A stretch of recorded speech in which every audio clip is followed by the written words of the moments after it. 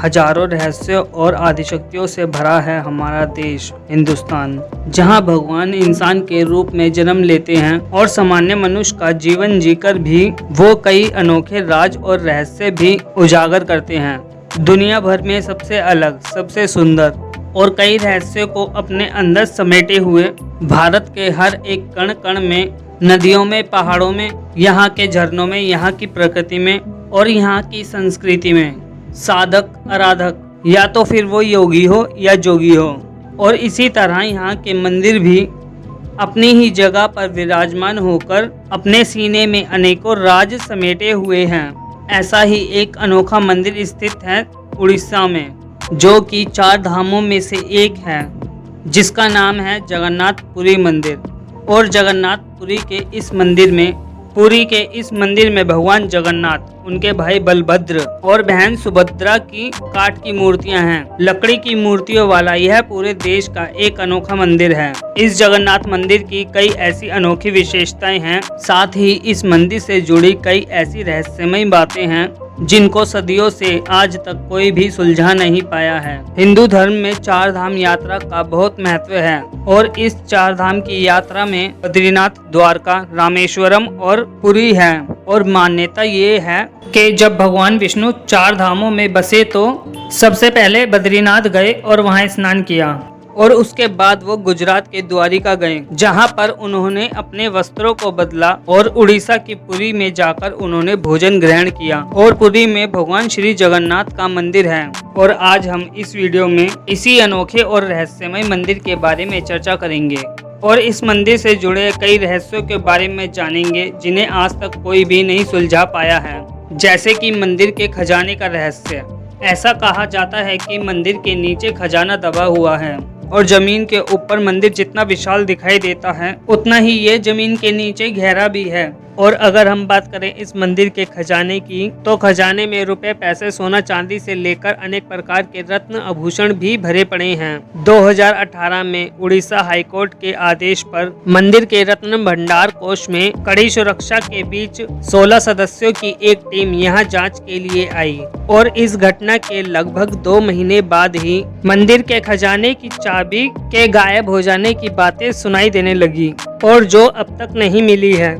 जब खजाना देखकर टीम लौटी तो उन्होंने रत्न भंडार के रक्षक लोकनाथ की मूर्ति के पास उन सभी ने शपथ ली थी कि वह रत्न भंडार से जुड़ी कोई भी बात बाहर किसी को नहीं बताएंगे। उनका काम सिर्फ इतना है कि ढांचे की मजबूती और यहाँ की सुरक्षा का मुआयना करें। इस दौरान उस भंडार की किसी भी संदूक या फिर वहाँ किसी भी रत्न को छूने की इजाजत तक नहीं थी। 2011 में ही एक मठ से मजदूर चांदी की ईंट चुरा कर ले गया था, जिसके बाद यह उजागर हुआ और जिसे जानकर सभी सत्ते में आ गए थे। और जब जांच के लिए इस मठ की छानबीन की गई तो इस मठ में 100 करोड़ से अधिक की चांदी की ईंटें प्राप्त हुई थी। तो तभी से इस मंदिर में छुपे खजाने के भंडार का अंदाजा लगाया जा रहा है। जगन्नाथपुरी मंदिर में स्थापित तीनों मूर्तियों को हर 12 साल में बदला जाता है और पुरानी मूर्तियों की जगह नई मूर्तियां स्थापित की जाती हैं। और जिस समय यह मूर्तियां बदली जाती हैं उस समय पूरे शहर की बिजली को काट दिया जाता है और मंदिर के आसपास पूरे तरीके से अंधेरा कर दिया जाता है। और मंदिर की सुरक्षा के लिए मंदिर के बाहर CRPF तैनात कर दी जाती है। उस समय मंदिर के अंदर कोई भी नहीं जा सकता।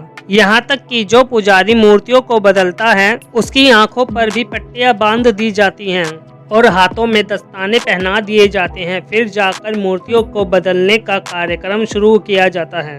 लेकिन जो चीज कभी भी नहीं बदली जाती वह है ब्रह्म पदार्थ। ब्रह्म पदार्थ के बारे में वही बताते हैं जो पुजारी मूर्तियां बदलते हैं। उनके अनुसार तो आज तक किसी ने भी ब्रह्म पदार्थ के दर्शन नहीं किए हैं। यहाँ तक कि जो पुजारी इस ब्रह्म पदार्थ को पुरानी मूर्तियों से निकाल कर नई मूर्तियों में डालते हैं उनकी भी आंखों पर पट्टी बंदी होती है और हाथों पर दस्ताने होते हैं।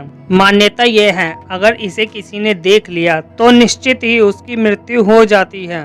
कहा तो यह भी जाता है अगर किसी ने इस पदार्थ को देख लिया तो उसके शरीर के चीथड़े उड़ जाएंगे।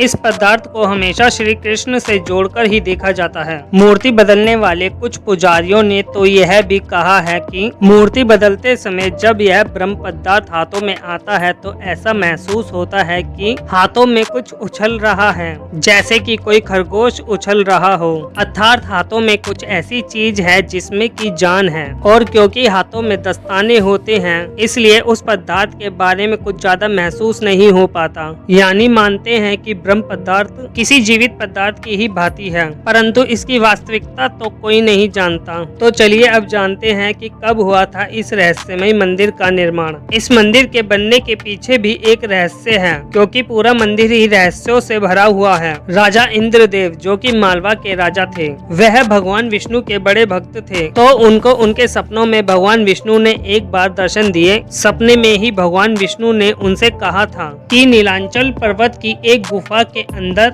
मेरी एक मूर्ति है जिसे नील माधव कहते हैं। तुम एक भव्य मंदिर का निर्माण कराओ और मेरी उस मूर्ति को मंदिर के अंदर स्थापित करा दो। तो राजा ने नीलांचल पर्वत की खोज करानी शुरू कर दी, मगर साबर कबीले के लोग नील माधव की पूजा किया करते थे। मगर राजा के सेवक ने वह मूर्ति वहां से चुरा कर राजा को दे दी, परंतु इस चोरी से नील माधव बहुत ही ज्यादा दुखी हुए थे। इसीलिए नील माधव पुनः उसी गुफा में चले गए, परंतु जाते जाते नील माधव ने राजा को यह वचन दिया कि वह एक दिन जरूर लौटेंगे, लेकिन उससे पहले राजा उनके लिए एक विशाल मंदिर बनवाएंगे। तो राजा ने मंदिर का निर्माण कार्य शुरू करा दिया और जैसे ही मंदिर तैयार हुआ उन्होंने नील माधव से मंदिर में विराजमान होने को कहा। तब नील माधव ने कहा कि समुद्र में तैरते हुए एक बड़े से लकड़ी के टुकड़े को लेकर आओ और उससे मेरी मूर्ति का निर्माण कराओ। यह लकड़ी द्वारका से तैर कर पूरी आ रही है। तो राजा ने उस लकड़ी के टुकड़े को खोज कर लाने के लिए अपने सैनिकों को समुद्र की ओर भेज दिया। सैनिकों ने उस लकड़ी के टुकड़े को खोज तो लिया, परंतु सब लोग मिलकर भी उस लकड़ी के टुकड़े को उठा ना पाए। और जब यह समाचार राजा तक पहुंचा,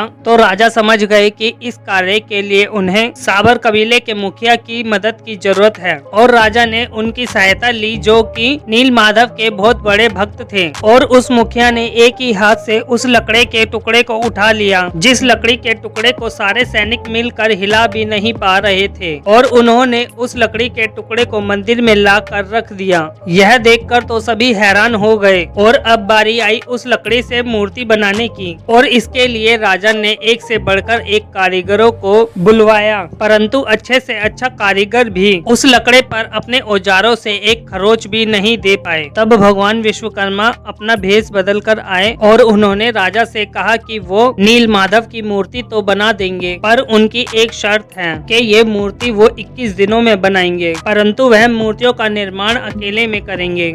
और कोई भी मूर्तियों के दर्शन जब ही कर सकता है जब वह पूरी तरीके से बनकर तैयार हो जाएंगी। और यदि मुझे मूर्तियां बनाते हुए किसी ने देखा तो मैं मूर्तियों को वहीं पर अधूरा छोड़कर चला जाऊंगा। और उनकी इन सभी शर्तों को राजा ने मान लिया और उन्हें मूर्ति बनाने के लिए एक अलग से कमरा दे दिया। पर राजा की रानी इस कार्य को लेकर बहुत ही ज्यादा जिज्ञासु थी और वह रानी रोजाना कमरे के बाहर खड़ी होकर मूर्ति बनाने की आवाज को सुना करती थी। और कुछ दिन बाद अंदर से आवाज आनी बंद हो गई और रानी अपनी जिज्ञासा को रोक नहीं पाई। और फिर रानी ने सभी बातें राजा को बताई और वो राजा से उस दरवाजे को खुलवाने का आग्रह करने लगी। और राजा ने उस दरवाजे को खोलने का आदेश दे दिया। और जैसे ही उस दरवाजे को खोला गया और वह बूढ़ा व्यक्ति उस कमरे में कहीं भी नहीं मिला। उस कमरे में केवल 3 अधूरी मूर्तियां थी। भगवान नील माधव और उनके भाई के छोटे छोटे हाथ बने थे, परंतु पैर नहीं बने थे। और जबकि सुभद्रा के तो हाथ पैर बनाए ही नहीं गए थे। और राजा ने इसे ही भगवान की इच्छा मानकर इन्हीं अधूरी मूर्तियों को मंदिर में स्थापित कर दिया। और तब से लेकर आज तक तीनों बहन भाई इसी रूप में मंदिर में विराजमान हैं। और इस मंदिर से जुड़ी एक मान्यता है कि जब भगवान श्री कृष्ण ने अपनी देह का त्याग किया और जब उनका अंतिम संस्कार किया गया, जब श्री कृष्ण के एक हिस्से को छोड़कर उनकी पूरी देह पंच तत्व में विलीन हो गई। और माना जाता है कि भगवान श्री कृष्ण का दिल एक जिंदा इंसान की भांति धड़कता रहा। और इसी दिल को नदी में बहा दिया और जो कि एक लकड़े में परिवर्तित हो गया और वह द्वारका से तैरता हुआ पुरी तक पहुंच गया। और कुछ लोगों का तो यह भी मानना है कि ये दिल ही है ब्रह्म पदार्थ और कहते हैं कि वो हृदय आज भी सुरक्षित है और भगवान जगन्नाथ की लकड़ी की मूर्ति के अंदर है और जिसे हर 12 साल में पुरानी मूर्ति में से निकाल कर नई मूर्ति में सुरक्षित रखा जाता है। तो चलिए मित्रों, अब जानते हैं सिंह द्वार के रहस्यों के बारे में।